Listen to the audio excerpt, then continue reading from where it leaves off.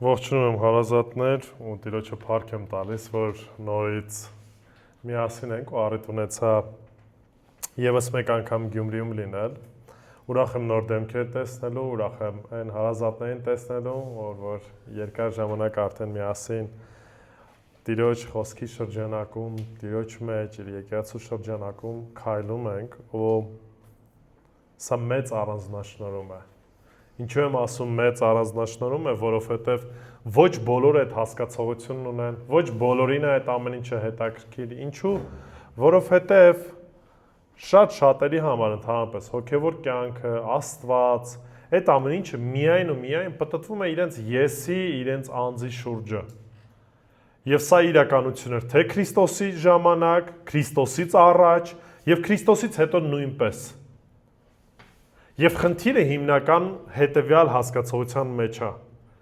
Մենք ուզում ենք հետևել Քրիստոսին իր ով լինելու համար, թե ուղղակի հետևում ենք Քրիստոսին, կամ ուզում ենք գնանք Քրիստոսի հետևից, այն ամեն ինչի համար, ինչ որ Քրիստոսից ակնկալում ենք կամ կարծում ենք, որ Քրիստոս պետքա տա։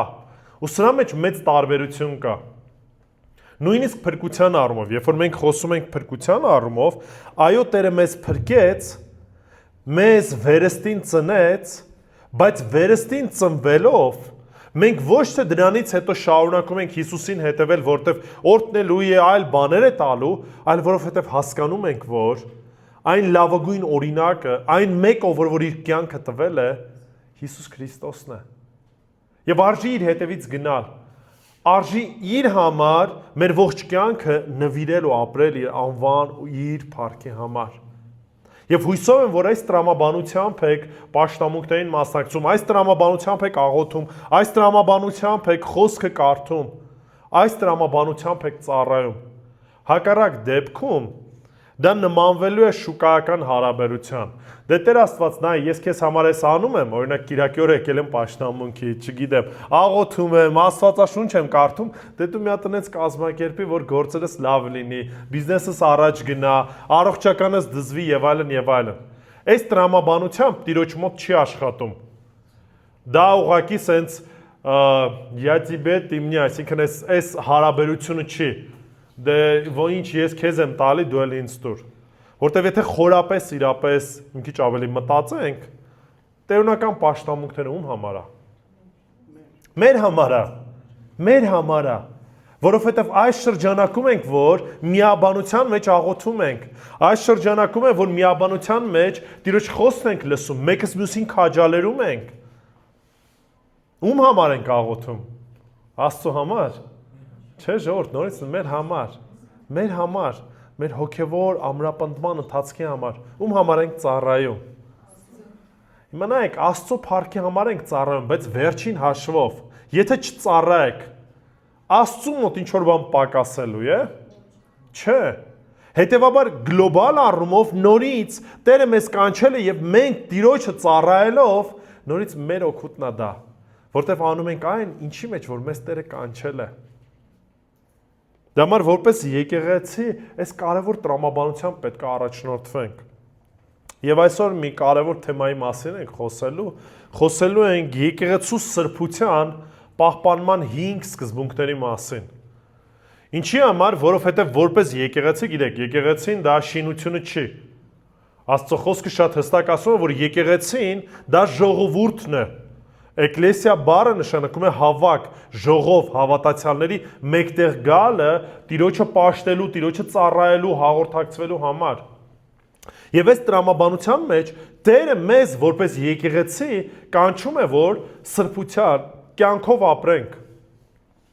սրբության ձգտենք, եւ կան որոշակի սկզբունքներ, որ որպես եկեղեցի պետք է պահենք։ Բայց մինչև կանցնենք բուն հատվածի սերտողությանը, կուզենամ մի փոքր Սինգապուրի մասին պատմել։ Չգիտեմ Սինգապուրի մասին, վստահ եմ լսել եք, բայց ինչքանով գիտեք այդ պետության մասին, չգիտեմ։ Այն անկախացել է 1965 թվականին։ Մինչև այդ Մալազիայի, ասենց ասած, մեջ էր մտնում, Մալազիայի շրջանակում էր, ու եթե Սինգապուրը լինեք, կտեսնեք, որ պետությունը Մալազիան եւ Սինգապուրը, ասենց սահմանը ընդամենը մեկ կամուրջ կա եւ կամուրջից այն կողմ կարող եք տեսնել կոնկրետ Մալազիան։ երբ որ անկախացավ Սինգապուրը,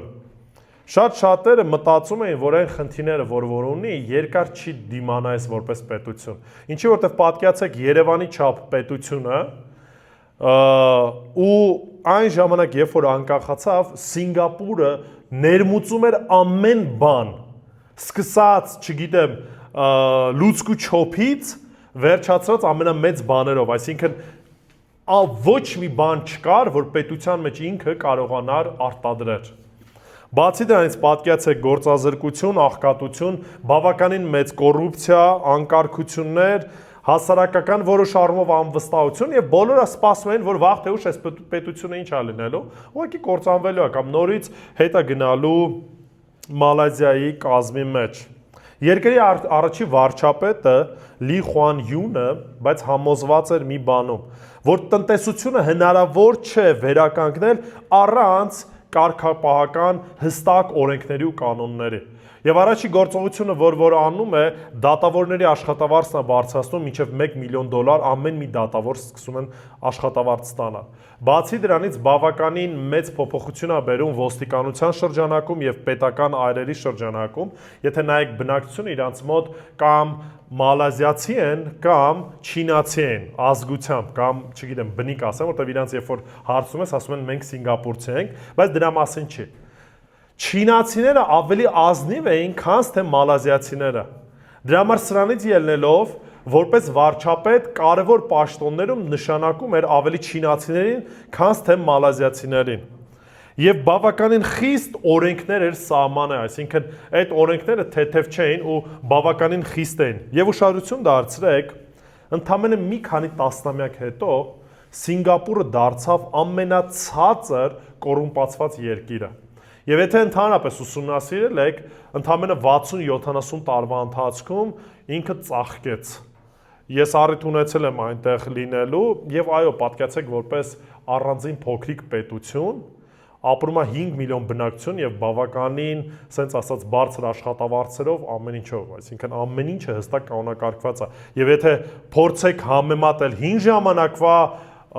իրանց ապրելակերպը եւ այլն եւ այսօր, հաստատ եմ ասում շատ մեծ տարբերություն կգտնեք։ Հիմա նայեք,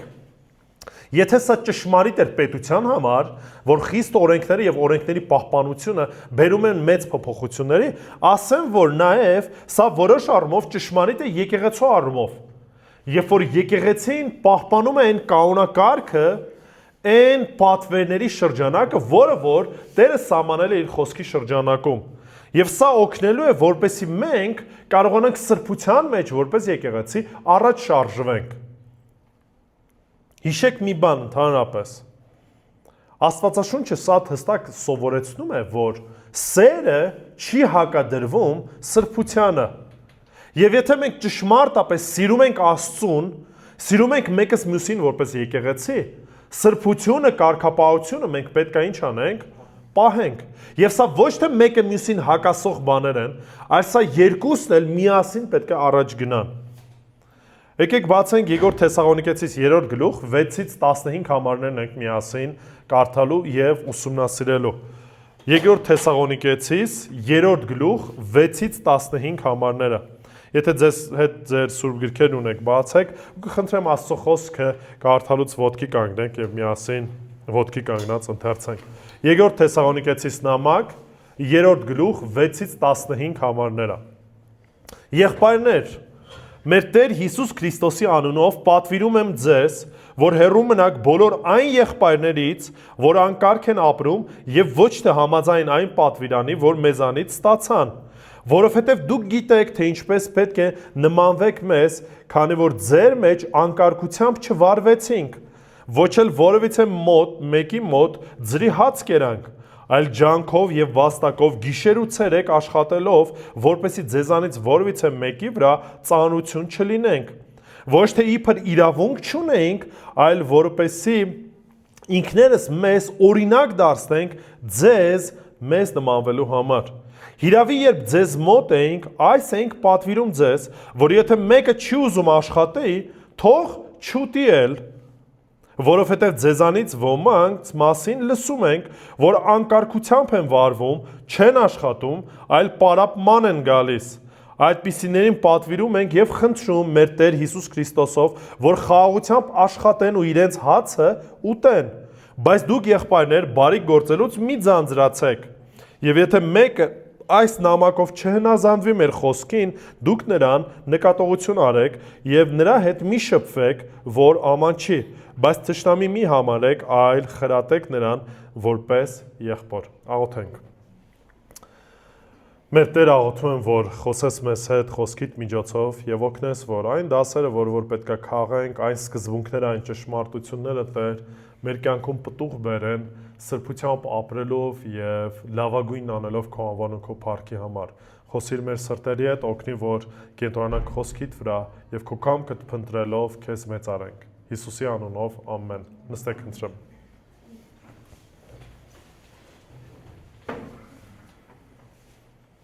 Հիշեք մի բան, Քրիստոսի եկեղեցին իր սրբությամբ պահպանվում է այն ժամանակ, երբ որ հետևում է Տիրոջը սահմանված կարգապահությանը։ Քրիստոսի եկեղեցին պահպանում է իր սրբությունը այն ժամանակ, երբ որ մենք պահում ենք Տիրոջ կողմից սահմանված կարգ ու կանոնը։ Աստծո խոսքը շատ հստակ ասում է, որ Տերը կարգ ու կանոնի Աստված է։ Մենք մի փոքր խոսեցինք տիեզերքի մասին։ Տիեզերքը անծայրածիր չի եւ որոշ առումով ասում են, որ ամենավերջը տեսել են, չնայած որ ասում են ինքը լայնանում է եւ այլն, բայց երբ որ մենք նայում ենք ընդհանրապես տիեզերքին եւ մոտակա գալակտիկային կամ նույնիսկ մեր գալակտիկային, մենք շատ հստակ տեսնում ենք, որ կարծես ժամացույցը ինչպես որ լարում են, ամեն ինչը ժամացույցի հստակությամբ աշխատում է։ Այն ֆիզիկայի օրենքները, որոնք որ կան երկրից վրա, նույնպես ցույց են տալիս, որ Աստված ինչպես որ սահմանել է ամեն մի կարգ ու կանոն, այդ ամեն ինչը դարեր շարունակ հստակ աշխատում է։ Այնպես չի, որ միտեղ ինչ որ մի օրենք աշխատում է, մի ուրիշ տեղ ինչ որ օրենք չի աշխատում։ Աստված ինչպես որ սահմանել է ամեն բան կարգ ու կանոնի մեջ, այդպես էլ ամեն բան ընթանում է։ Եվ մենք էլ առավելևս որպես եկեղեցի, որպես քրիստոնյաներ, պետք է այդ կարգ ու կանոնի մեջ ընթանանք, այն կարգ ու կանոնի մեջ, ինչ որ Աստված ինքն է սահմանել։ Ուրեմն հիշում եք ընդհանրապես Թեսաղոնիկեի ընդհանրապես եկեղեցու պատմությունը, ասել է, որ երբ որ Պողոս առաքյալը հիմնեց, շատ կարճ ժամանակ ի վիճակի եղավ մնալու եկեղեցում։ Եվ բավականին նոր եկեղեցի էր, բայց առողջ էր բավականին, բայց այնուամենայնիվ որոշակի վարդապետական հարցեր կար, որոնց մեջ հասուն չէին։ Մենք արդեն խոսեցինք, որ խնդիր ունեին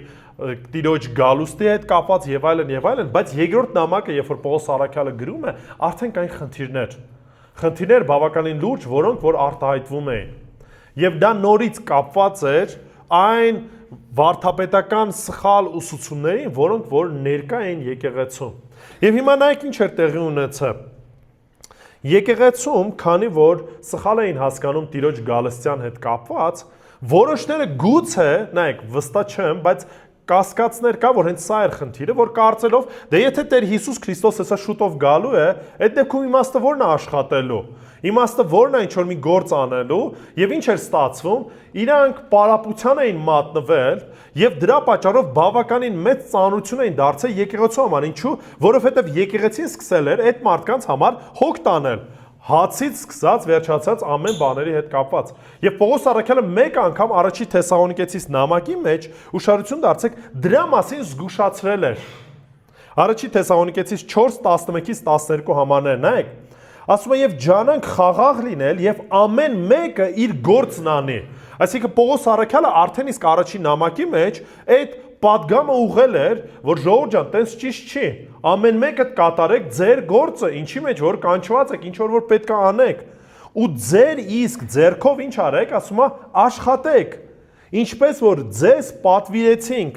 որ դրսի մարդկանց հետ պարկեշտությամբ վարվեք ու ոչ մի բանի կարոտ չլինեք, այսինքն այդ խնդիրը կար, Պողոս առաքյալը գիտեր դրա մասին եւ ինչ էր արել, պատվեր էր տվել սիրով, որ եղբայրները ձեզ ճիշտ չի։ Պետք է աշխատեք, պետք է ձեր վաստակը կատարեք եւ ուրիշի համար բեր չլինեք, խաղաղություն պետք է ունենաք ներսում։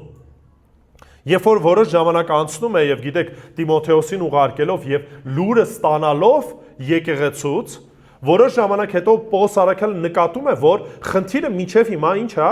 լուծված չէ եւ շարունակական այդ ամեն ինչը մնում է։ Եվ դրա համար երկրորդ նամակը գրելով Պողոս առաքյալը շատ ավելի արդեն խիստ է խոսում։ Եվ ինչ է տեղի ունենում։ Պողոս առաքյալը այս նամակի մեջ տալիս է մեզ 5 սկզբունք, որոնք որ նույնպես եւ մենք ինքներս որպես եկեղեցի պետքա պահենք։ Առաջի սկզբունքը հետեւյալն է. մենք պետքա հեռու մնանք անկարգ վարքից։ Որպես քրիստոնյաներ, որպես եկեղեցի մենք պետքա հեռու մնանք ամեն տեսակի անկարգ վարքից։ 6-րդ համարը եւս մեկ անգամ կարդանք։ Նայեք, ասում է եղբայրներ, մեր Տեր Հիսուս Քրիստոսի անունով պատվիրում ենք ձեզ։ Հիմա ուշադրություն դարձեք Պողոս առաքյալը դիմելով եկեղեցուն, բավականին խիստ կերպով է խոսում եւ ինչ անում է անգամ, օգտագործում է Տեր Հիսուս Քրիստոսի անունը, հստակ ասելով, որ հիմա այն ինչ որ ասում եմ, հստակ հասկացեք, որ սա պատվեր է ոչ թե զուտ Պողոսից, Պողոս առաքյալից կամ ինչ որ մեկից, սա պատվեր է ումից Հիսուս Քրիստոսից։ Եթե նույնիսկ ինքը չասեր, սա պատվեր է Տեր Հիսուս Քրիստոսից, այլ ես եմ այսպես ասում, մենք գիտենք, որ Պողոս առաքյալը չէր խոսում իր անունից։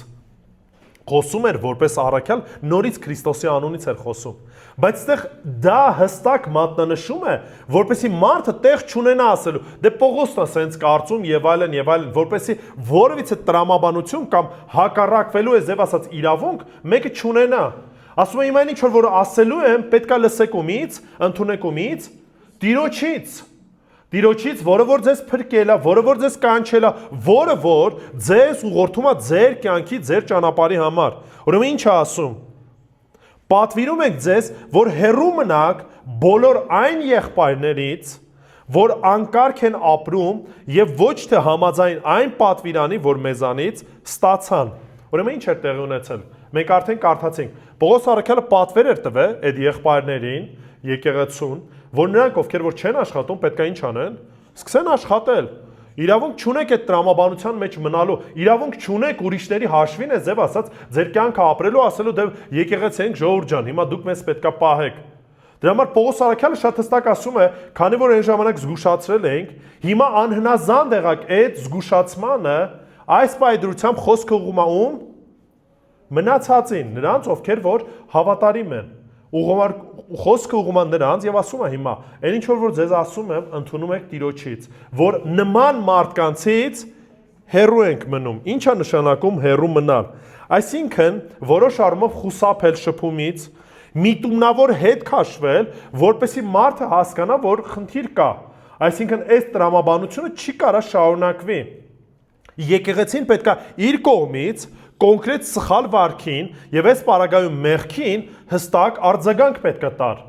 որովհետեւ եթե արձագանք չես տալի, կարա տպավորություն ստեղծվի, որ ուղակի դե այդ ամեն ինչը նորմալ է եւ այլն, այսինքն ոչ միայն խնդիրը առաջնորդին է, որ առաջնորդը որոշակի քայլեր անում, այլ ամբողջ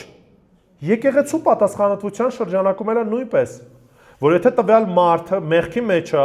այդ մեղքը չի ընդունում, խոսելուց հետո եւ այլն շարունակ մնում է այդ նույն տրամաբանության մեջ, եկեղեցին չի կարա լուր մնա։ Եկեղեցին պետք է ինչ անի,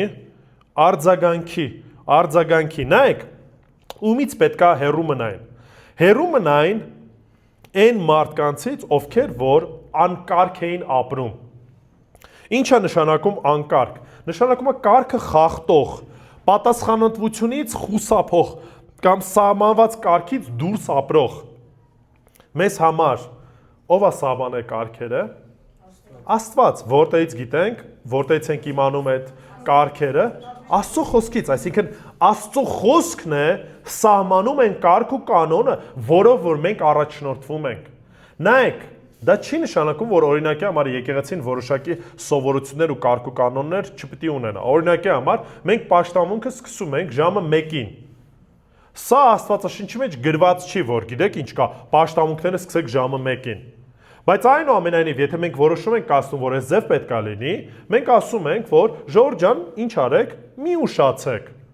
մի ուշացեք։ Կամ օրինակի համար խնդրում ենք, որ հեռախոսները անջատեք կամ բան արեք, սա նորից որոշակի եկեղեցական կարգ ու կանոն է, որ մենք քաջալերում ենք, որպեսզի եկեղեցին ինչ անի, պահի։ Սա ուղիղ օրենք չի Աստծուց, որ մենք կարդացել ենք, բայց գոնե որոշակի սկզբունքներ է, որը որ մենք փորձում ենք պահել։ Հիմա ես չեմ ասում կոնկրետ այդ հեռախոսի վրա կենտրոնանանք, այլ ընդհանրական եմ ասում, այսինքն շատ օրենքներ կան, որոնք որ մենք փորձում ենք գոնը որպես համայնք այդ ամեն ինչը պահել, սկսած շենքի հետ կապված ոնց վարվենք եւ այլն եւ այլն եւ այլն։ Այսինքն այս տրամաբանության մեջ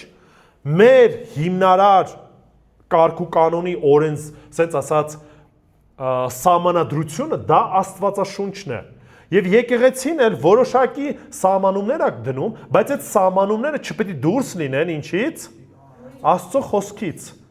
որովհետև գերակշռողը Աստծո խոսքն է։ Եվ այս պարագայում, երբ որ Պողոս առաքյալը կոնկրետ մարդկանց կոնկրետ պատվերներ էր տվել, սա արդեն հենց Աստծո խոսքի ուղիղ հրահանգի հակառակություն էր։ Դրա համար Պողոս առաքյալն ասում է, հիմա դուք որպես եկեղեցի ինչ արեք, պետք է հստակ ցույց տաք, որ մենք սա որպես եկեղեցի չենք ընդունում։ Այս վարքը, այս պահվածքը մեզ համար անընդունելի է։ Նայեք, Պողոսը չի խոսում նորադարձների թուլության մասին, ինչի որտեվ կարան լինեն մարդիկ, ովքեր որ նոր են դարձի եկել, նոր են առաջի քայլեր անում, ու դու ասենք ամեն մի բանին հետևես, ասես գիտես ինչ կա, այսի սխալ է ու միանգամից վերջ, մենք հետդ չենք շփվում։ Այս կարգավիճակի մասին չէր խոսքը գնում։ Կամ նրա մասին չի, որ մեկը իրապես հոգևոր պայքարի մեջ է, որտեվ ամեն մեկս էլ ինչ որ թերություն ունենք, ինչ որ տկարություն ունենք։ Սրա մասին չի խոսքը գնում։ Խոսքը գնում է այն մասին, որ մարդիկ չեն պայքարում այդ պայքարությամբ կոնկրետ մեղքի նկատմամբ, ապրում են այդ ձև, դա նորմալ են համարում, իսկ մնացած եկեղեցին դրա վրա որևիցե արձագանք չի տալիս։ Այսինքն ստեղ տեսնում ենք, որ ապաշխարության ինչ կա, բացակայություն կա։ Հստակ պատվերը կար, շտկվելու կարիքը կար, բայց մարդիկ քայլել չեն անում, որպես այդ հարցում ինչ որ շտկում անեն, ընթացք ունենան։ Դրա համար այդ ժամանակ Պողոս առաքյալն ասում է եկեղեցին պետք է արձագանքի եւ հստակ ցույց տա, որ տվյալ մարդիկ սխալ ընթացքի մեջ են եւ մենք իրանցից պետք է հեռու լինենք։ Մատթեոսի ավետարանում 18-րդ գլխում 15-ից 17 համարներում Հիսուս Քրիստոս տալիս է եկեղեցական կարգապահության հերթականությունը։ Հիմա դեռևս ավելի մանրամասն խոսել եմ, բայց ուշադրություն դարձրեք։ Հիմնական նպատակը հետևյալն էր։ Մեր նպատակն է, որ խոսենք մարդու հետ 1-1, 2-ով, հետո եկեղեցու առաջ, որպեսզի դիմացինին բարձրացնենք։ Եթե մարդը ընդունում է մեղքը, խոստովանում է, հարցը այսպես ասած փակվում է։ Մեր նպատակը այն չի, որ արագ իրան եկեղեցուց հեռացնենք եւ այլն եւ այլն։ Եվ նույնպես այս տրամաբանության մեջ է Պողոս առաքյալն ասում։ Հիմա Կորինթոսում 5-րդ գլուխ 11 համարների մեջ Պողոս առաքյալը մի քիչ ավելի խիստ է խոսում, ասում է կան ոմանք, որոնք որ բավականին լուրջ մեղքի մեջ էին, եւ ասում է այդպիսիների հետ նույնիսկ հաց մի կերեք։ Ինչի է գնում այս ձևի ծայրահեղության, որտեղ Կորինթոսի եկեղեցին բավականին լուրջ մեղքերի մեջ էր, այն աստիճան, որ ասում է նույնիսկ աշխարհիկները նման սեռական մեղքերի մեջ չեն, որը որ ձեր մեջ կա։ Ու եկեղեցին շատ հստակ պետք է ցույց տար, որ սա մեզ համար ոչ թե անընդունելի է, սա մեզ համար զզվելի է եւ մենք որևիցե պարագայում չենք ընդունելու, դրա համար այդ ձևա խիստ խոսում։ Այս պարագայում մենք այդ աստիճանի ծայրահեղ մեղքի մասին չեն խոսքը գնում։ Դրա համար ասում է, բայց այնուամենայնիվ պետք է ինչ անեք, հեռու մնաք, ցույց տաք, որ մենք հակառակ ենք այն ամեն ինչին, ինչ որ հակասում է Աստծո խոսքին։ Մի եղբայր գրել է հետևյալը. եկեղեցական կարգապահությունը սիրո հակառակ կողմը չէ, այն սիրո ամենամեծ արտահայտություններից մեկն է, որովհետև նպատակ ունի վերադարձնել մեղավորին եւ պաշտպանել եկեղեցու սրբությունը։ Հիմա մեր մեջ բավականին շատ ծնողներ կա։ Երբ որ ձեր երեխաներին պատժում եք, նպատակը ցույց տալն է, որ դուք իրան չեք սիրում, չէ, հակառակը, սիրում եք, այդ դրա համար եք ինչ անում, պատժում, ուղղում, որպեսզի տվյալ մարդը ինչ անի,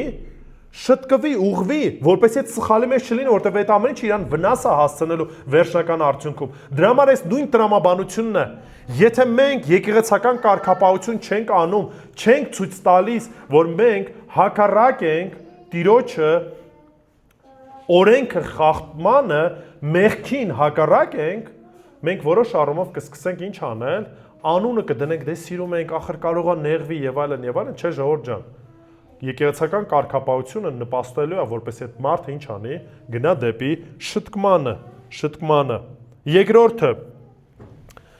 Երկրորդ սկզբունքը, ոչ միայն մենք պետք է հեռու մնանք, այլ նաև պետք է հետևենք Աստվածահաճո օրինակին։ Ուշադրություն դարձեք նորից, հիմնական խոսքը այս պայդրությամբ ուղղվում է ում, մնացած այն եկեղեցուն, որը որ հավատարիմ է, այսինքն որոնք որ ճիշտ ճանապարհով են գնում։ Հիմա Պողոս առաքյալն ասում է ոչ միայն ինչ մի արեք, Այսինքն, այս մարդկանցից հեռու մնացեք, այդ մարդկանց մի օրինակեք։ Նաև ասում է հիմա ինչ օրինակին դուք պետք է ինչ անեք, հետևեք։ 7-րդ համարը։ Նայեք ասում է դուք գիտեք, թե ինչպես պետք է նմանվեք մեզ, քանի որ ձեր մեջ անկարգությամբ չվարվեցինք։ Ուրեմն Պողոս առաքյալն ինչ է ասում։ Ոչ միայն ասում է մի արեք սա կամ մեծ տրամաբանությամբ մի առաջնորդվեք, այլ ասում է նաև վարվեք այնպես, ինչպես որ մենք ենք ձեզ օրինակ տվել, ինչպես որ մենք ենք ընթացել։ Նայեք, երբ որ Պողոս առաքյալը խոսում է, ասում է ինձ նմանվեք։ Վերջին հաշվով Պողոս առաքյալն ասում է ում նմանվեք։ Հիսուս Քրիստոսին, որովհետև ասում է այն ինչ որ ես անում եմ, ես էլ ումից եմ այդ օրինակը վերցրել, Տեր Հիսուս Քրիստոսից եմ այդ օրինակը վերցրել։ Այսինքն առաջի Կորինթացիս 11:1-ում ասում է ինձ նմանվեք, ինչպես ես էլ Քրիստոսին։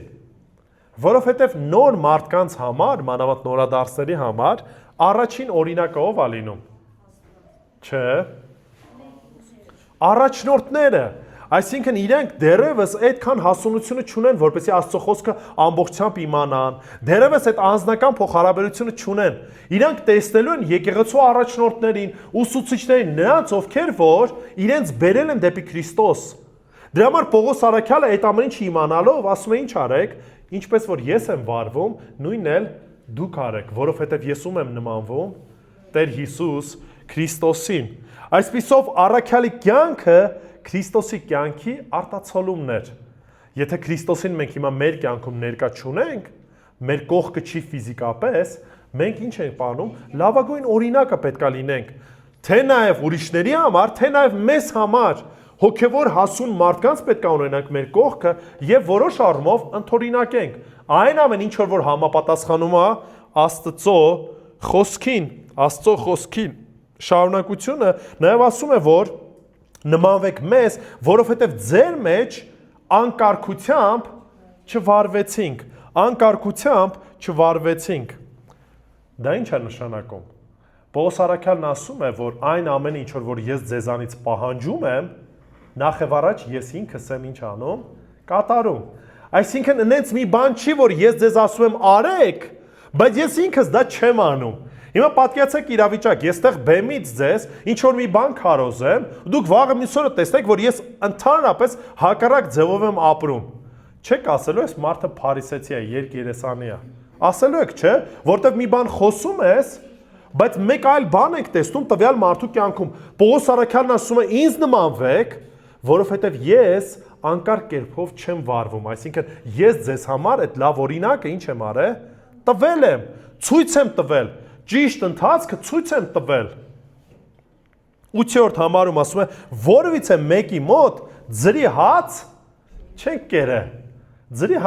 կերե։ Սա չի նշանակում, նայեք, ժողովուրդ ջան, որ ծառայողը երբեք իրավունք չունի նյութական աջակցություն ստանալու եկեղեցուց։ Հակառակը, մենք խոսել ենք սրա մասին։ Լավ կլինի, որ եկեղեցին, երբ որ արդեն հասուն լինի, մեծանա այնքան եւ կարողանա եկեղեցու առաջնորդներին նյութապես պահի, որպեսզի եկեղեցու առաջնորդները ուրիշ ոչ մի բանով չզբաղվեն, այլ միայն հոգ տանեն եկեղեցու համար։ Բայց այս պարագայում Պողոս առաքյալն ասում է, քանի որ ես գիտեի, որ նոր եկեղեցի եք, դեռևս նոր ընթացքի մեջ եք, ես ձեզ համար բեռ չեմ դառը, այլ որևիցե մեկի մոտ ձրի հաց չեմ կեր, այսինքն ինչ եմ արել, աշխատել եմ, վարվել եմ, գործնականում աշխատել եմ, որպեսզի ինքս ինձ ինչ անեմ, պահեմ, ապահովեմ։ Ուրեմն ինչ է նշանակում, ինչու համար Պողոս առաքյալը սենց ասած հրաժարվեց այդ իրավունքից, որպեսզի օրինակ ծառայի եկեղեցուն 18 համարը նայեք։ Գործք առաքելոց 18:3-ը կարդանք, հետո շարունակությունը։ Նայեք, ասում է նրանց մոտ մնաց եւ աշխատում էր, որովհետև նույն արեստն ունեին, վրանագործ էին։ Այսինքն, երբ որ Պողոսը եկավ Կորինթոս, երբ որ հանդիպեց Ակյուղասին եւ Պրիսցիլային, Ակյուղասն ու Պրիսցիլան նույնպես վրանագործ էին։ Մասնագիտությամբ Պողոսն էր վրանագործ։ Ու ինքն էլ ինչ սկսեց անել, այդ նույն գործին էին, վրան էին կարում եւ վաճառում էին։ Ուշադրություն դարձեք։ Պողոսը առաքյալ էր, կանչված Տեր Հիսուս Քրիստոսի կողմից, բայց ինքը նույնպես ինչ էր անում, աշխատում էր։ աշխատում էր, որպեսզի Կորինթոսում նույնպես լավ օրինակ ծառայի։ Լավագույնն անի, որպեսզի եկեղեցին հանկարծ չկասկածի։ Կարող է Պողոսը ծառայում է, որտեվ գրպանը գումար է գնալու, կամ այդ տրամաբանությամբ է մտածում եւ այլն եւ այլն։ Ասեմ Հայաստանում էլ մի քիչ այդ հասկացողությունը կա, ասում են դե այդ սա բիզնեսի մասին է, ոնց որ եկեղեցի են բացում, բիզնես են բացում եւ այլն եւ այլն։ Գուցե նման մարդիկ կան, չարաշահում են եւ այլն, բայց մենք տեսնում ենք Պողոսի օրինակը։ Պողոսը երբեք նման տրամաբանությամբ չէր գնում եւ անում էր ամեն բան, որպեսզի եկեղեցուն ինչ անի, պաշտպանի։ Շարունակությունը նայեք, ինչ է ասում։ Այլ ջանքով ու վաստակով գիշեր ու ցերեկ աշխատելով։ Այս բառերը, որ ինքը օգտագործում է, շատ հստակ ուզում է ցույց տա, որ իրապես այդ աշխատանքը թեթև աշխատանք չէր։ Բավականին ծանր աշխատանք էր, տքնում էր, այսինքն աշխատում էր մինչև հոգնելը։ Եվ երբ որ շեշտում է գիշեր ու ցերեկ, այսինքն ծանր ուժասպառ այնպիսի գործ էր անում, որը որ բավականին մեծ ժամանակ էր պահանջում իր համար։ Դրա համար չէր տրտնջում, չէր ասում ախր նայեք եկեղեցիում, ես ձեզ համար ծառայում եմ, խոստ եմ փոխանցում եւ այլն եւ այլն։ Ինչ է անում, լավագույն որպես օրինակ, ծանր այո աշխատանքով, բայց ծառայում է եկեղեցուն, որպեսզի օրինակ լինի։ 9-րդ համարը ինչու նա այդպես վարվեց։ Ասում է, որպեսզի ինքս մեզ օրինակ դարձնենք ում ձեզ համար, որպեսզի դուք տեսնեք, բայց փաստորեն Պողոսը աշխատում էր։ Այսինքն այդ տրամաբանությունը եկեք նստենք, չգիտեմ, քարին, նստենք բազմոցին ու աղոթենք, ասենք Տեր երկնքից մանանա ինչա ծրա։ Այս տրամաբանությունը չի աշխատում։ Ինչու՞։ Որտեղ մի եղբայր գրել է, ասում է, մարդիկ սովորաբար ավելի շուտ ընդօրինակում են իրենց առաջնորդների կյանքը, քան լսում են նրանց ինչը խոսքերը։ Այսինքն շատ բան կարամ ասեմ, այնուամենայնիվ մարդիկ նայելու են, ես տենց վարվում եմ, թե չէ։ Ես միշտ այս օրինակն եմ բերում։ Այն հայրը, որ ծխում է, ու դրանից հետո իր տղուն ասում է, գիտես ինչ կա, տղաս մի ծխի հետի լավ չի։ Ինչքան ուզում ես ասա, վերջի վերջո այդ երեխան տենալու այն օրինակը, ինչ որ իր առաջն է։ Այսինքն համ դու ասում ես լավ չի, բայց դու ո՞նց ես ծխում ու նույնը ամեն առումով։ Ես մեկ անգամ մի փոքր նկատեցի այս ձևի մի բան, որ դե մեքենա ես քշում մեկ-մեկ բարկանում ես, հիմա դա ծայրահեղության չի հասը, որ չգիտեմ հայերեմ կամ անիծեմ եւ այլն, բայց մի փոքր տոնդ բարձրացնում ես։ Ու ես նկատեցի, որ դեպք էր լինում, որ ես ինչ որ ձեն չէի հանում, մեկը տենում էի հետևից երեխեքը մի քիչ sense բարձր տոնայնությամբ, բան, այս խի sense արեց եւ այլն ու հասկացա, որ նույնիսկ այդ վատ օրինակը մեքենա վարելու շրջանակում միանգամից երեխեքս ինչ են անում, ընդօրինակում են եւ այս տրամաբանությամբ նույնպես ասացի, որ նույնիսկ տոնայնությունս որևիցե պարագայում չպիտի փոխեմ, որ հանկարծ ու հանկարծ չլինի, թե երեխեքս ինչ անեն, ընդօրինակեն։ Ուրեմն ինչը կարևոր սա։ Կարևորը որ մենք որպես կլինի երեց, հովիվ, առաջնորդ կամ նույնիսկ սովորական մի եկեղեցու անդամ, մենք պետք է հասկանանք, որ որոշ մարդկանց համար մենք ինչ ենք, օրինակ ենք։ Եվ եթե որ գնամ ես այդ մարդուն վկայեմ, ավետարանը քարոզեմ, եթե ինքը ինձ շատ լավ է ճանաչում, կարա ասի ես ինչ ես խոսում, ասենք ես քեզ լավ էլ գիտեմ, էլի կոպիտ ասած, եկել ես ինչ որ մեծ բաներից ես խոսում, բայց հələ մի հատ ընթացքիդ նայ։ Չգիտեմ, ոտդ տրորում են, արդեն անիծում ես, առիթ ունենաս գողանալու գողանում ես, հայոյում ես, խափում ես ու հիմա եկել ես վերին բաներից ես խոսում։ Հասկանում եք, մեր կյանքը ու մեր վարքը ինչ պետք է լինի։ Օրինակելի պետք է լինի, ինչպես որ առաքյալներն էին անում, եւ այս նույն տրամաբանության մեջ ես ձեզ ժողովուրդ ջան ասացի, որ պետք է աշխատեք, քրտնաջան։ Ես ինքս էլ էի աշխատում, չեք կարող ասես, դե Պողոս առաքյալ, քեզ համար հեշտ է, մեր հաշվին ապրում ես, մեր հաշվին սենց ասած ծառայում ես, մեզ էլ հələ ասում ես մի քիչ լավ աշխատեք եւ այլն։ Չէ, Պողոսը տես չէր առաջնորդվում։ Ասաց ես գիշեր ու ցերեկ քրտնաջան կերպով աշխատում էի, որպեսզի ձեզ համար լավ ինչ լինեմ, օրինակ լինեմ։ Երկու հարց, որ կուզենամ դրա մասին մտածեք։ Այսօր մենք կարող ենք այդ նույն բանն ասել, ընդօրինակեք մեզ։ Իմ ընկերոջը, իմ եղբորը, արդյոք այդ կարողությունն ունեմ ու այդ խիզախությունն ունեմ։ Հիմա չեմ ուզում պատասխանեք։ Երկրորդը, եթե մարդիկ սկսեն ընդօրինակել իմ կյանքը, դա կօգնի նրանց ավելի նմանվեն Քրիստոսին, թե չէ։ Սա նորից հարց էր, որ կուզենամ մտածեք այս ուղղությամբ։ որտեվ սա լուրջ հարց է ու եկեղեցու սրբությունը պահպանվում է ոչ միայն ճիշտ վարդապետությամբ, այլ նաև հավատացյալներով, որոնց կյանքը հաստատում է այն ամենը, ինչ որ իրանք սովորում են կամ սովորեցնում են։ Սակայն լավագույն օրինակը դեռևս բավարար չէ։ Մեզ համար ինչու, որտեվ ասցինք ամենակարևորը եւ առաջնային հիմքը ինչն է։ Աստծո խոսքը։ Դրա համար երրորդ սկզբունքը սա է, որպեսզի եկեղեցին սրբության մեջ հարատևի աճի, պետք է հնազանդվենք հենց խոսքին։ 10-ից 12 համարները։ Նա ասում է հիրավի երբ ձեր մոտ էինք, այս էինք պատվիրում ձեզ, որ եթե մեկը չի ուզում աշխատի, թող ոչ էլ ուտի։ Արդեն իսկ ասացի, որ Պողոս առաքյալի խոսքերը հենց դա ում խոսքերն էին։ Աստծո խոսքն էր, Աստված էր, որ խոսում էր Պողոսի միջոցով։ Եվ Պողոսը արդեն իսկ ինչ էր արել։ Ասել էր, այդ խոսքը փոխանցել էր եկեղեցուն, եւ եկեղեցին պետք է ուղղակի ինչ աներ։ Հնազանդվեր, պետք է հնազանդվեր։ Ուրեմն նայեք, նրանք չէին ուզում աշխատել, այսինքն սա բացահայտ ինչ էր, հակառակություն էր։ Պողոսը հստակ ասում է պետք է աշխատեք, իրանք ինչ են անում, բացահայտ տեսնում ենք, որ տարբերություն կա։ Ու խնդիրը այն չէր, որ ֆիզիկապես գուցե հնարավորություն չունեն, կամ օրինակի համար գործազրկություններ, դե հիմա ինչ անենք, Պողոս առաքյալ, փորձում ենք գործ գտնենք, գործ չկա։ Չէ, այս տրամաբանության մեջ չէր։ Մարդիկ նպատակային չէին ուզում աշխատել։ Ես էլ այսօր շատ Հայաստանում մարդկանց եմ հանդիպում, խոսում են, ասում են, դե աշխատանք չկա։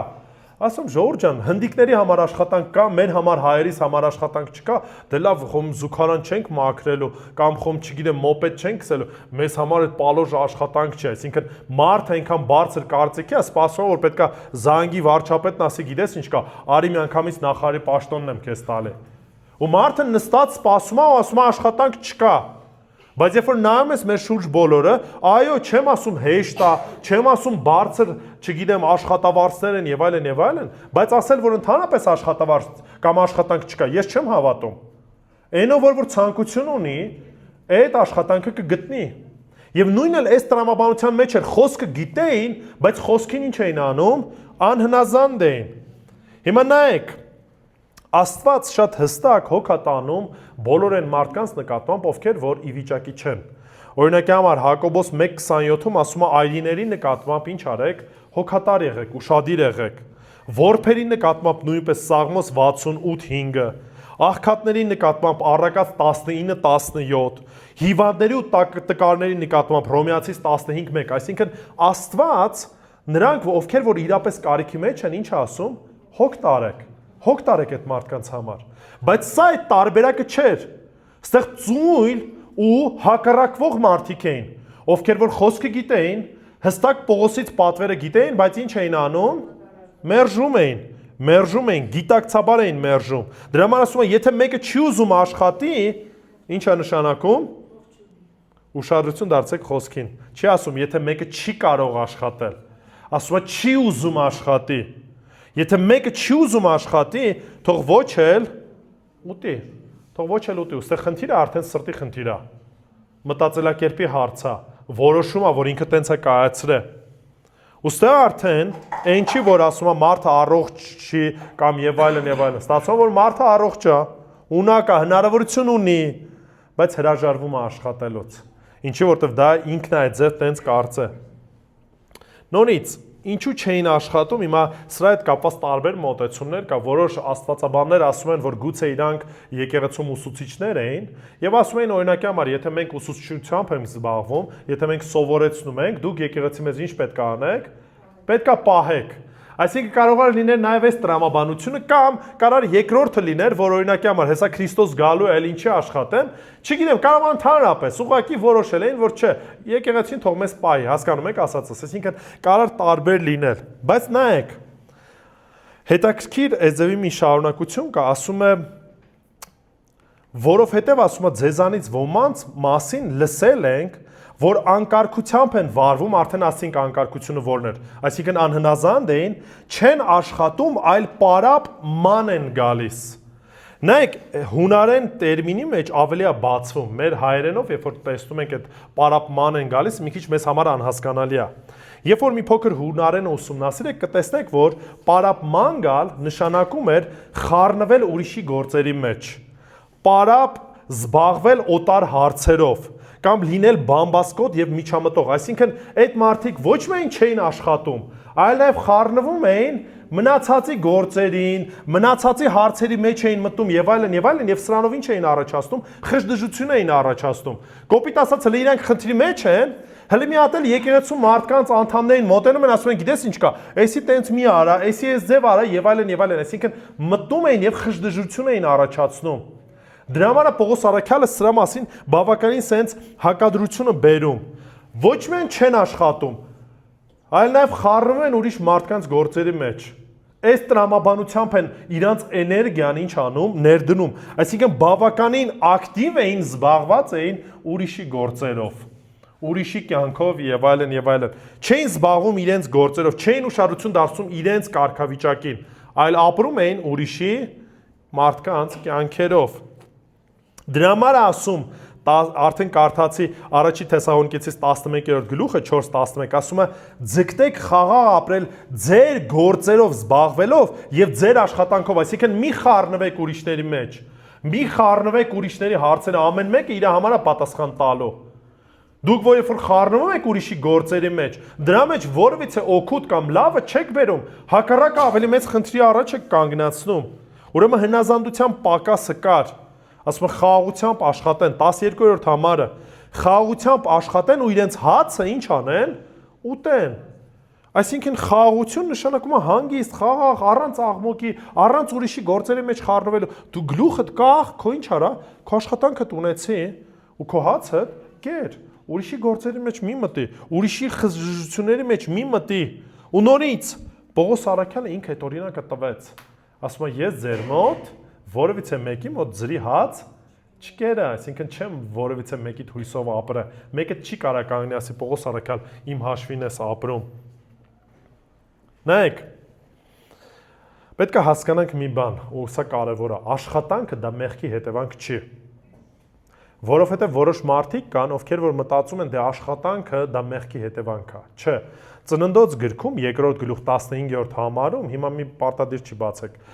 Աստված ասեց, որ Ադամին, որ դու պետք է ինչ անես, էդեմական պարտեզում աշխատես, խնամք տանես այդ պարտեզի համար։ Այսինքն, երբ որ դեռ մեղքը չկար, Աստված սահմանեց, որ մարդը պետք է ինչ անի, աշխատի։ Այո, դա քրտնաջան չէր, ծանր չէր եւ այլն, բեր չէր, բայց դա մեղքի հետևանք էլ չէր։ Հետևաբար այս տրամաբանության մեջ Պողոս առաքյալը երբ որ ասում է աշխատեք, աշխատանքը մեղքի հետևանք չէր, մեղքի հետևանքով այդ աշխատանքը դարձավ ծանր։ Դրա համար Ադամին ասեց հիմա աշխատելու ես, բայց քրտինքով ես աշխատելու, ծանր ես վաստակելու, այսինքն բավականին հիմա դժվար ես այդ ամեն ինչին հասնելու, որտեղ մեղքի պատճառով այս ամեն ինչ եղը, բայց աշխատանքը ի սկզբանե մեղքի հետևանք չէր։ Դրա համար ծուլությունը ինչ է, մեղք է։ Ծուլությունը մեղք է։ Եվ մենք որպես քրիստոնյաներ իրավունք չունենք ծուլանալու, ավելին ասեմ։ Ես այս օրինակը մի քանի անգամ բերել եմ։ Հռոմեական կայսրության ժամանակ քրիստոնյա ստրուկները ավելի թանկ էին վաճառվում։ Ինչու՞, որովհետև քրիստոնյա ստրուկները ծույլ չէին, աշխատասեր էին, ազնիվ էին, չէին գողանում եւ այլն։ Եվ աշխարհիկները դա լավ էլ հասկանում էին։ Դրա համար քրիստոնյա ստրուկները ավելի գումարով թանկ էին։ Սա ուղղակի ուզում եմ, որ դուք հասկանաք, որ պատմության մեջ այս ամեն ինչը հստակ պետք է արտահայտվի եւ այսօր նույնպես աշխատանքի վայրում, ուսման վայրում, ձեր շրջապատում մարդիկ պետք է տեսնեն, որ դուք տարբերվում եք, հնազանդվում եք Աստծո խոսքին եւ ձեր վարքը տարբեր է մնացածից։ Տարբեր է մնացածից։ Այսինքն մենք պետք է ազնիվ եւ աշխատասեր մարդ լինենք ընտանիքում, այսինքն ինչ տրամաբանության մեջ։ Երբ որ օրինակի համար ծնողները պետք է իրենց երեխաներին ոչ միայն կրթեն, այլ նաեւ սովորեցնեն աշխատանքի արժեքը, որ երեխաները փոքրուց պետք է հասկանան, որ աշխատանքը պետք է։ Չես կարող ուղղակի մենակ այն հույսով ապրես, որ պապան ու մաման քեզ պահելու են։ Այո, դաժան է, դժվար է, բայց պետք է փոքրուց սովորեցնենք։ Երկրորդը եկեղեցու շրջանակում։ Այո, որպես եկեղեցի մենք պետք է նաև օգնենք կարիքավորներին, ովքեր որ մեր շրջանակում են, Ողորմություն պետք է ցույց տանք։ Դրա համար Պողոս Արաքյալն ասում է, նրանք ովքեր որ ժամանակին գողանում էին, հիմա ոչ միայն չպիտի գողանաք, այլ պետք է աշխատեք, որպեսզի բաժին տաք նաև նրանց, ովքեր որ սրա կարիքը ունեն։ Հասկանում եք տարբերությունը։ Լավ առաջ Քրիստոսին չէր ճանաչում, գողանում էր եւ այլն եւ այլն։ Հիմա երբ որ Քրիստոսին ճանաչեցիր, ոչ միայն չես գողանում այլևս, այլև աշխատում ես, որպեսզի ինչ անես, օգնես դիմացինին, օգնես մնացածին։ Եվ երկրորդը, ուշադիր պետք է լինենք նաև մեր սեփական սրտի հետ կապված, այսինքն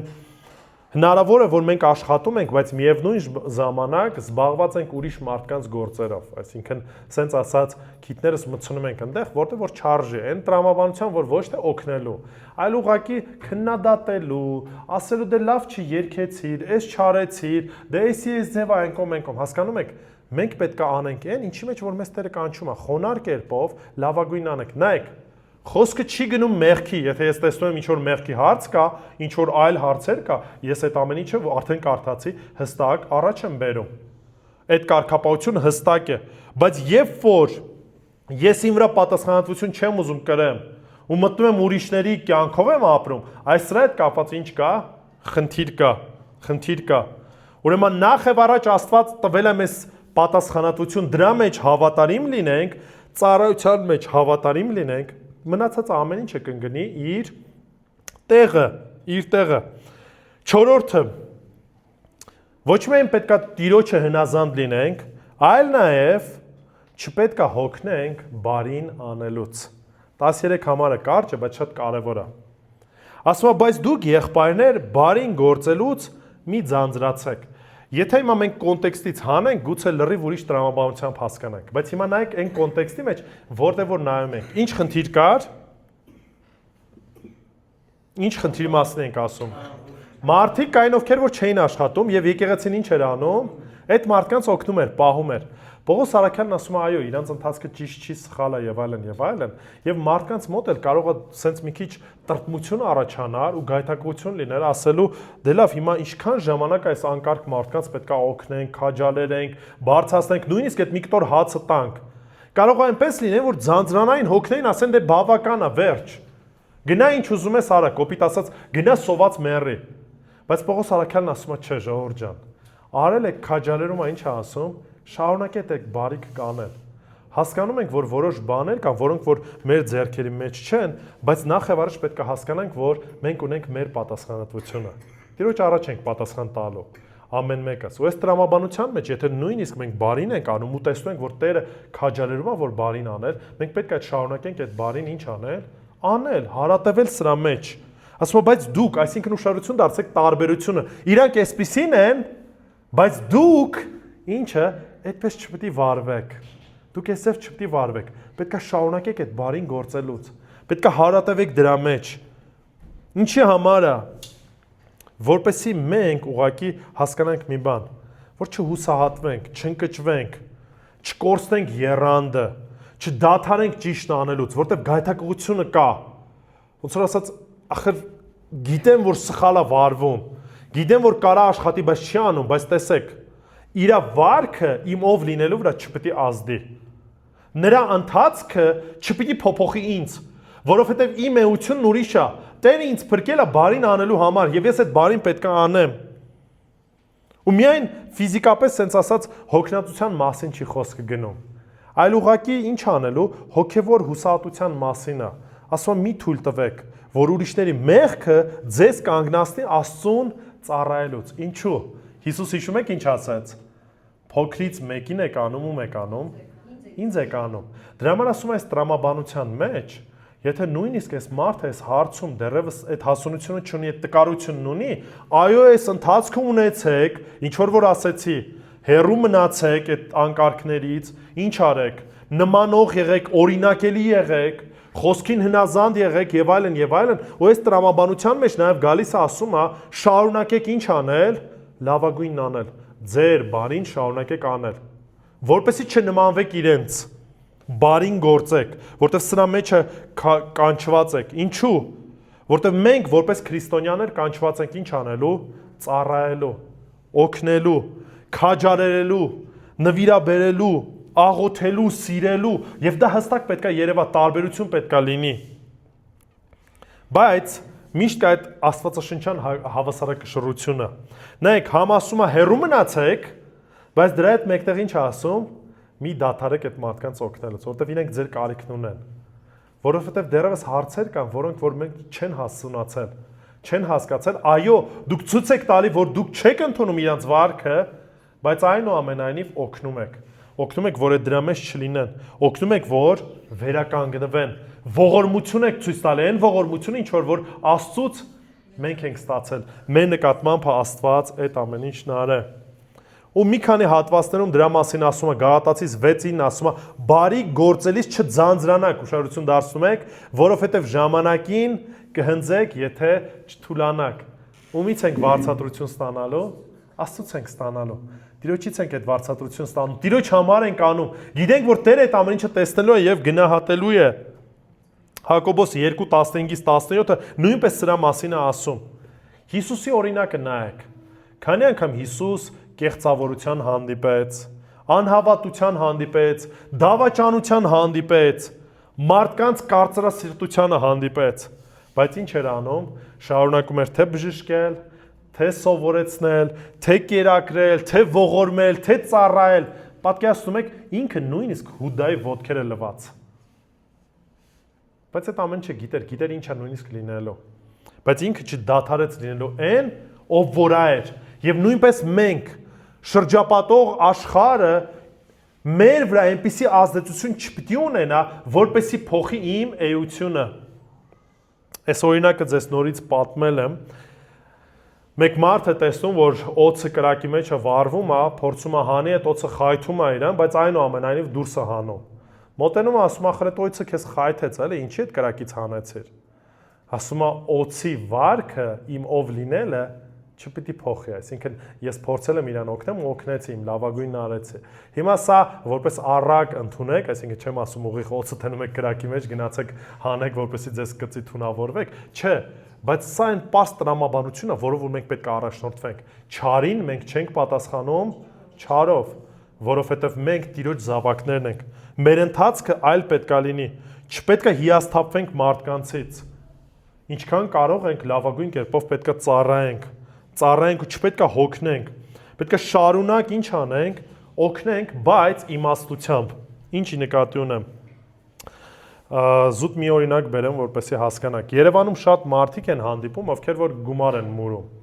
սկիզբը իրականում որ գալիս էր շատ չէի խորանում, ասում էին գումար տու տալիս էի, բայց հիմա այս պայդրությամբ էլ գումար չեմ տալի, եթե մեկը գալիս ասում է հացի կարիք ունեմ, ասում հա արի միասին գնանք խանութ հացը կառնեմ եւ մեծամասամբ մարդիկ ասում են չէ ինձ գումար ա պետք ու հասկանում են որ մարդը չգիտեմ խմիչքի կամ այլ բանի վրա է ծախսում, ես չեմ ուզում դրա համար նպաստեմ կամ եթե ասում է դեղի կարիք ունեմ, ասում հարց չկա, արի միասին կգնանք, եղել են դեպքեր, որ եկել են ու ազնիվ Ես փորձել եմ լավագույնն անես։ Դրա համար նույնիսկ օգնության մեջ իմաստությամբ պետք է վարվենք։ Նույնիսկ երեխաների հետ կապված։ Եթե երեխատ 1, 2, 3 օգնում ես, որ ժամանակն է պետք է գնա աշխատի ու մարդը չի աշխատում, այո, պահ պետք է գա, որ պետք է ասես, գիտես ինչ կա, տղաս, հաց չես ուտելու։ Հա պետք է գնաս ու վաստակես, որտեվ հա 1, 2, 3 որպես մայր, որպես ծնող սիրում ես, ուզում ես օգնես, բայց ճիշտ ճանապարհը պետք է դնես, որտեվ վաղ թե ուշ գալու է մի պահ, որ դու այլևս ի վիճակի չես լինելու, եւ այդ երեխան բախվելու է այն իրականության հետ, որը որ կա։ Այսինքն մենք օգնում ենք, բայց Տիրոջից իմաստությամբ խնդրելով, որպեսզի մեր օգնությունը սխալ չլինի կամ օգուտ բերի, այլ ոչ թե ինչ անի, ավելի վնասի։ Եվ 5-րդը վերջացնում եմ սիրելիներ։ Կիրառեք եկեղեցական կարգապահություն 14-ից 15 համարները։ Եվ եթե մեկը այս նամակով ուշադրություն դարձեք, նորից նույն տրամաբանությունն է գալիս, չհնազանդվի մեր խոսքին, դուք նրան նկատողություն արեք եւ նրա հետ մի շփվեք, որ ինչ անի, ամաչի։ Ուշադրություն դարձրեք։ Ուսուցումը կար, անձնական օրինակը կար, հորդորը կար, պատվերը կար, եթե այս ամեն ինչի մեջ կա անհնազանդություն, ուրեմն ինչ արեք, ասում են նկատողություն արեք։ Նկատողություն արեք, այսինքն առանձնացրեք, հատուկ ուշադրության դարձրեք։ Բոլորի առաջ տվյալ մարդը նկատողություն պետք է ստանա, որպեսզի բոլորի առաջ սա ինչ լինի, համ նշան լինի, որ մենք էլ զգուշավոր լինենք, երկրորդը, որպես ես մարդ ինչ անի, ամաչի, ամոթը ոչ միշտ է բացասական երևույթ ունենում, ինչու, որովհետև այդ ամոթը կարող է ինչ բերի, շտկվի, մարդը երբ որ տեսնում է, որ ընդհանրական բոլորի առաջ նկատողությունը արդեն ստանում, սա նորից նպաստելու է նրան, որպեսզի ինչ անի, քայլեն անի ուղղվելու, սա նորից չի նշանակում, որ բոլոր դեպքերում 100%-ով մարդը ուղղվելու է, բայց հավատացնում եմ ձեզ, մեծամասամբ, երբ որ մենք մեկ խոսեցինք, երկուսով խոսեցինք, մարդը չընդունեց, հետո երբ որ եկեղեցու առաջ կանգնեցնենք, նույն թեմայի մասին խոսենք, մեծամասամբ մարդիկ ինչ են անելու, ընդունելու են, ապաշխարելու են եւ սկսելու են ճիշտ ճանապարհով քայլել։ Ուշադրություն դարձեք, չի ասում ատեք նրան, չի ասում վիրավորեք նրան, չի ասում վտարեք, չգիտեմ, եկեղեցուց եւ այլն, ինչ արեք, նկատողություն տվեք, որպեսզի ամոթ զգա։ Այսինքն այդ նկատողությունը վիրավորանք չի։ Այն ինչ որ սխալ է, մենք որպես եկեղեցի հայտարարում ենք ու ասում ենք, այսինքն եկեղեցին հստակ Աստծո խոսքի շրջանակում սահմանափակված լինելով, հստակ կարգ ու կանոնը ինչ անում, իրագործում է։ Իրավունք չունի եկեղեցին լուր մնալու։ Կորինթոսում եկեղեցին լուր էր, դրա համար ասում եմ հիմա ձեր մեջ այնպես մեղքեր կա, որ նույնիսկ աշխարհիկները չեն անում։ Այնպիսի մեղքեր եք թույլ տալի, որ աշխարհիկները չունեն։ Մենք իրավունք չունենք նման ձևով վարվելու։ Հիմա կարող եմ մտածենք, ասենք, դե կարող թողեն, թող բան գայթակղվեն եւ այլն։ Մենք գլխականակի հետևից ենք ընկնում։ Չէ, Քրիստոս երբեք գլխականակի հետևից չեն գալ։ Քրիստոս միշտ գնում էր որակի հետևից։ Այսինքն ավելավա 3 հոգի, ավելավա 4 հոգի, ավելավա 5 հոգի սրբությամբ քայլեն, քան թե 100 հազարավորներ, բայց ամեն մեկ իր կյանքով է ապրում, քրիստոնյա են յանում, բայց որևիցե Քրիստոսի հետ որևիցե կապ չունեն։ Եկեղեցին պետք է մաքուր լինի։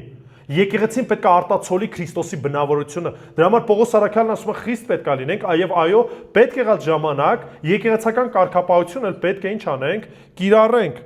Եվ ցավով եմ ասում, այո, մեր եկեղեցու պատմության մեջ նման դեպքեր եղել են։ Դե հիմա էլ պետք է միշտ էլ հավատարիմ պետք է լինենք։ Ուշադրություն դարձեք 15 համարը եւ սա կարեւոր է, ասեմ վերջացնեմ։ Կարեւոր բան ասում, բայց թշնամի մի համարեք։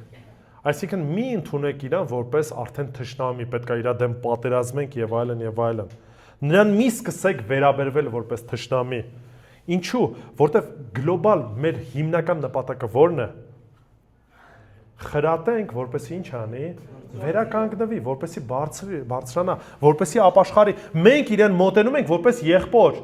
Այս պարագայում այո աշխատելու հարցն ավելի լուրջ խնդիր չէր։ Դրա համար Պողոս Արաքյալն ասում է, այո, չենք շփվում, բայց ցույց ենք տալիս, որ պետք է օգնենք, որպեսզի ինքը ինչ անի, բարձրանա։ Պետք է բարձրանա, դա է մեր նպատակը, դա է մեր փափագը։ Ուրեմն Մատթեոս 18-15-ից 17 հիշում եք, եթե մեկը մեղք է գործել, ինչ ենք անում, ինտերնետում գրում ենք դրա մասին, բոլորի մասին սկսում ենք աչուձախ պատմել, չէ, գնում ենք անձնական, խոսում ենք այդ մեկի հետ, խոսում ենք, խրատում ենք, փորձում ենք օգնել։ Եթե ընդունեց, ինչ է, փառք Աստծո, ուրեմն հարցը լուծվեց։ Եթե չընդունեց, ասում է, 2 կամ 3 հոգով ենք ինչ անում, մոտենում նորից նույն թեմայով խոսում, որպեսզի նպատակը նորից ո՞րն է, բարձրացնելու։ Եթե 2-ին ու 3-ին էլ չի ընդունում, եկեղեցու առաջ են կանգնացնում։ Եթե եկեղեցուն էլ չի ընդունում, ասում է թող ինչպես հեթանոս լինի, ինչ տրամաբանությամբ, որ կարիք ունի ավետարանի դարձի գալու ապաշխարելու։ Այսինքն նորից թշնամի չի, բայց պետք է ինչ անի, փոխվի այդ հարաբերությունը։ Եկեղեցին չի կարող շարունակի ընդունել տվյալ անձին նույն տրամաբանությամբ, ինչ որ ընդունում էր մինչև այդ։ Ուրեմն ամփոփենք։ Երբ որ մենք տեսնում ենք, որ կա եկեղեցում խնդիրներ, կան հարցեր, պետք է հասկանանք մի բան։ Մենք իրավունք չունենք անտեսել բացահայտ անհնազանդությունը։ Իրավունք չունենք ընդհանրապես, որպես եկեղեցի։ Երկրորդը, կարգապահությունը միշտ պետք է իրականացվի խոնարհությամբ, որպեսզի հանկարծ մեր անձը չբարձրացնենք, տես մենք ինչ լավն ենք, իսկ դու ինչ ես, հակառակը խոնարհությամբ, աղոթքով պետք է մեր սիրտը պատրաստ լինի, որպեսզի խոնարհությամբ մոտենամ։ Եղբայրս ու քույրս տեսնում, որ այս հարցը կա, հասկանում եք ասածս։ Այսինքն մոտեցումն էլ է կարևոր, ոչ թե գիտես ինչ կա, դու մեղքի մեջ ես, չապաշխարես, դժոխք ես գնալու, այս տրամաբանությամբ չի։ Այսինքն մեր մոտեցումներ խոնար պետք է լինի, որտեղ ժամանակին մենք էլ էինք այդ նույն կարգավիճակում, Տերը մեզ ողորմեց։ Երրորդը նպատակը միշտ պետք է լինի ընկածին շահելը։ Շահելը, եղբորը ու քրոջը շահելը, այլ ոչ թե տրորել ու անցնելը։ Ուրեմն 5 սկզբունքները ո՞րն էր։ Առաջինը հեռու մնանք անկարգ վարքից։ Երկրորդը հետևենք Աստվածահաճո օրինակին եւ մենք ինքներս լավ օրինակ լինենք։ Երրորդը հնազանդվենք Աստծո խոսքին։ Երրորդը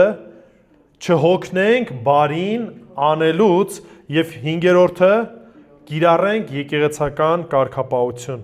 Երբ որ պահպանենք այս ամեն ինչը, հավատացնում եմ ձեզ, Քրիստոսի եկեղեցին կլինի սուրբ։ Սրբությունը կպահի եւ Տիրոջ այդ օրինակը կլինի։ Նայեք, այս օրինակը նաև մեզ հիշեցնում է հենց ավետարանը։ Մեզանից ոչ ոք ինքն իրենով սուրբ չի։ Մենք բոլորս էլ ժամանակին եղել ենք ինչ? Անհնազանդ, մոլորված։ Աստծո շնորհքի կարիքը ունեցող մեղավորներ։ Ու Քրիստոս իր կյանքը տվեց, որպեսզի մեզ ինչ անի? Փրկի։ Եվ իր եկեղեցին ներկայացնի որպես փառավոր, սուրբ ու անարատ։ Ուստի եկեղեցական կարգապահությունը ուղղակի կազմակերպչական կանոնների շարան չի, այլ ինչը, այլ այն արտացոլում է նորից ավետարանը, որ ինչպես որ մենք ենք մեղավոր, Տիրոջ շնորհքով ապաշխարեցինք, եկանք, վերականգնվեցինք եւ նույնպես եւ հիմա, երբ որ կա խնդիր, երբ որ կա հարցեր, պետք է այդ հարցերին ճիշտ կերպով լուծում տրվի եւ սրանով Տերն է փառավորվելու։ Եկեք աղոթենք։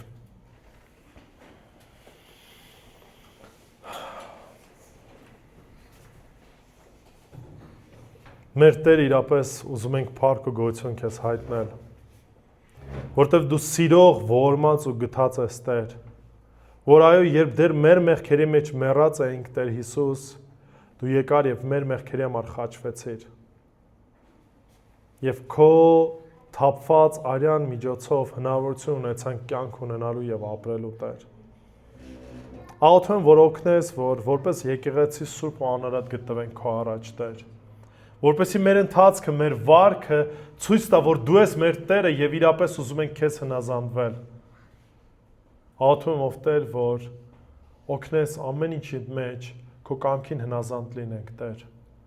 Լավագույն օրինակով առաջնորդվենք։ Բարին անելուց կանգ չառնենք, Տեր, եւ այո սրբության ձգտենք ամեն առումով։ Հեռու լինելով ամեն տեսակի մեղքից, բամբասանքից, չարախոսությունից, Տեր, որպեսզի սուրբ ու անարատ լինենք քո առաջ։ Սա է մեր փափագը, Տեր։ Ուստի մեզ սրբիր, մաքրիր եւ դու փառավորվիր։ Հիսուսի սուրբ անունով, ամեն։